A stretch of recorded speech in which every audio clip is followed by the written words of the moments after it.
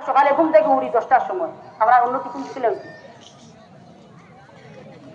আমার ভাই বল আমার কথা একটা কষ্ট হইলে মাপ দিবা, আমি কিছু গরম মাতি আর কড়া মাত্রা মানুষ আপনারা বহুত লাগে হয়তো নয়া।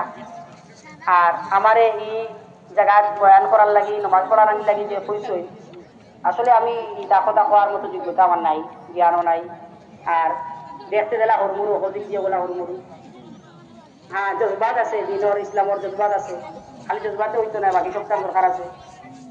আর 2 নম্বর কথা হইল, যারাও আমার এখানে দাওয়াত দিচ্ছেন কমিটির মানুষ, খাস করিয়া সবার আমি শুক্রিয়া দেওয়া করিয়া, খাস করিয়া আল্লাহ তাআলা কবুল করছেন, গতিকে আইতে পারছি, আল্লাহ তাআলার অশেষ শুক্রিয়া।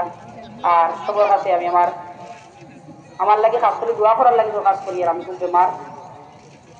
আর আপনারা যারা আসুন আমার কথাগুলা খেয়াল করে বলছেন, যারা খুব বেলা করে চিন্তা করবা আজকে আমি কিতা শুনি আইলাম, আশাও আমার কিছু করণীয় আছে কিনা, তখন আপনারা চিন্তা করবা। আল্লাহ তাআলা আমরা আপনার থেকে বেশি আমল করার তৌফিক দেন। আচ্ছা, ঈদগার একটা হিসাব দিবা আপনার সেক্রেটারি সাহেব। আচ্ছা, নমাজের নিয়ম কানুন ভুলে গেছিলাম। নমাজের নিয়ম কানুন এটা তো অবশ্য একবার আয়, গতিকে অনেকে ভুলে যায়। হ্যাঁ, এদিকে ইমাম সাহেবের করে অতিরিক্ত 6 তাকবীরের সহিত ওয়াজিব নমাজ 2 রাকাত পড়ে ঈদুল ফিতরের অর্থ শেষ বাংলাতে ধীরে ধীরে নিয়ত করতাম।